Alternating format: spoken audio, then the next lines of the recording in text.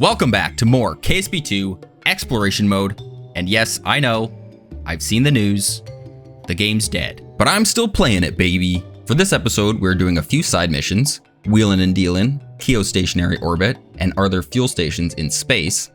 I was gonna bang these out and just show the highlights before we did our primary Duna mission, but this ended up taking a lot longer than I expected, so I thought maybe I would try something a little bit different and show the entire mission and do a voiceover. So let me know if you like this style of video and maybe I'll do more like this.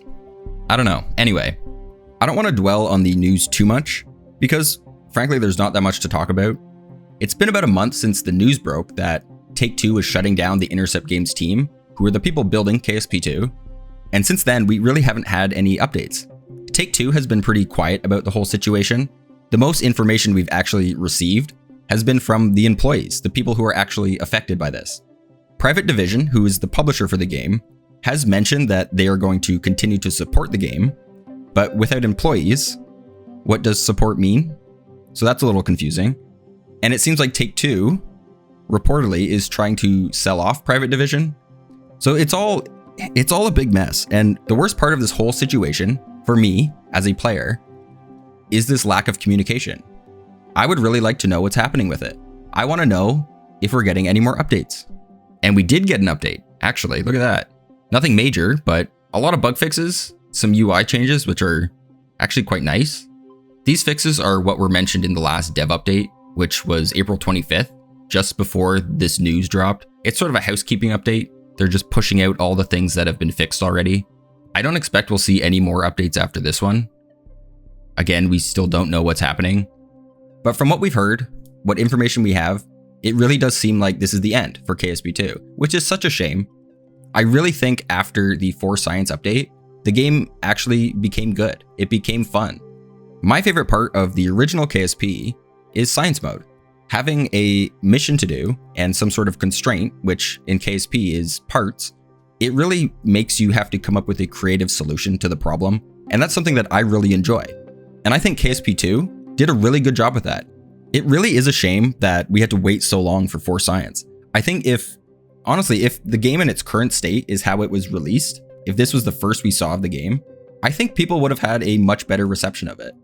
Having an update that changes the game in such a positive way really made me excited for the rest of the roadmap, right? To see colonies, Interstellar, having a whole new star system to explore. It was such an exciting idea. I was looking forward to every update. I wanted to see this game succeed. But yeah, so that's the news. That's what we know, which is basically nothing. But I did want to talk about a few things that I liked about the game. I already mentioned that I really like exploration mode. I think it's such a fun game mode. But there's some other stuff that I think KSP2 did really well. First thing is the graphics. I think the game looks great. I think art took a front seat in the development of this game. Whether or not that was a good thing, I guess we're finding out. Every time I play, I find myself stopping and just admiring the beauty of the game because it really does look good. The second thing that KSP2 I think did really well is the audio. The game sounds great. I don't usually like to play games with music on. I find it's very distracting. But in KSP2, I forget that it's on. Good sound design is great for immersion, and I think KSP2 nailed it. There's a few other little things that I really liked as well. Being able to paint your rocket, for instance, it's such a nice little addition to the game. Just having that customization, it's so welcome. And being able to build custom wings is really cool. The new UI is great. The flight planner was a really nice addition as well, even though it didn't always work properly. But despite all these good things, no matter how much I enjoy the game in its current state, when I actually take a step back and look at the game as a whole, I can't help but compare it to the announcement trailer that we got 4 years ago with all these cool new features that we were being promised as if they were finished already. For this to be the game that we end up with, I can't help but feel just disappointed. But what's not disappointing is the outcome of this mission. Oh yeah, that's a nice rocket right there. It's pretty basic, but it does the job. Look at that, even doing a gravity turn. I'm such a pro. I actually had to slow down here because the fairing was overheating, which I didn't think was a thing.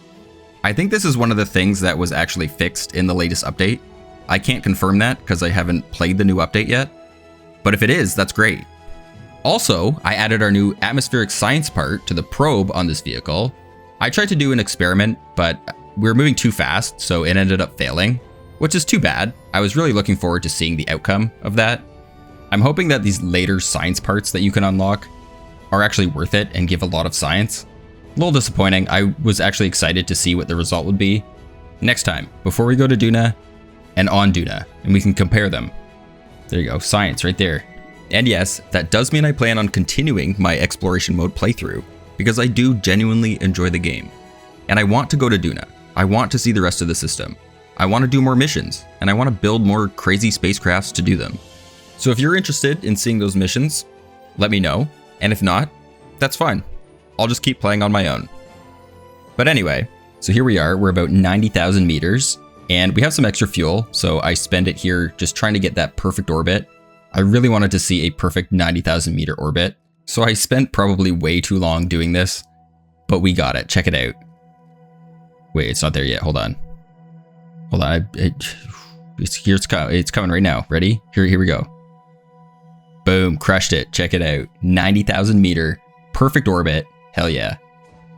What I didn't realize was that separating the booster from the fuel tank would actually completely screw it up. So yeah, that was a great use of my time. Hell yeah. I used the rest of the fuel in the booster to deorbit it.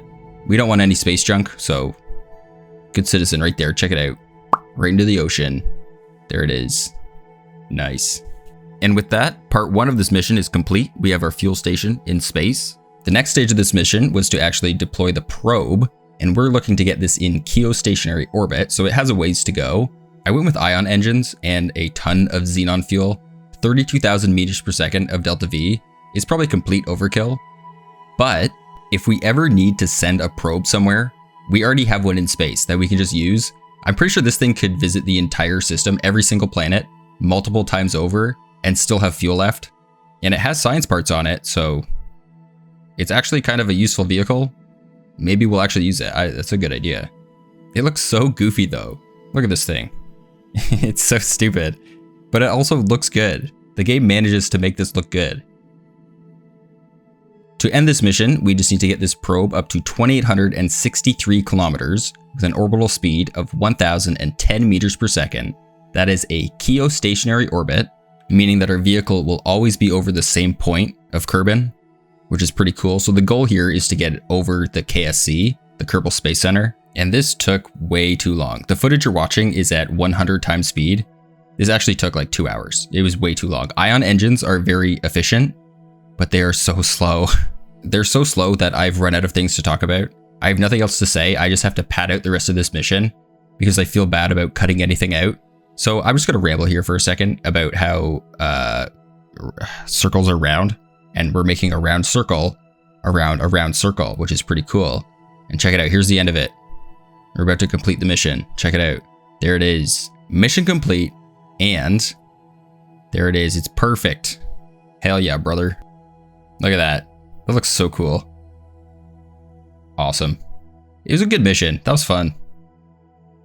And that's going to do it. Thanks for watching. I hope you enjoyed. We'll be back next time with our Duna mission, and hopefully we have some better news about the state of the game. Until then, take care.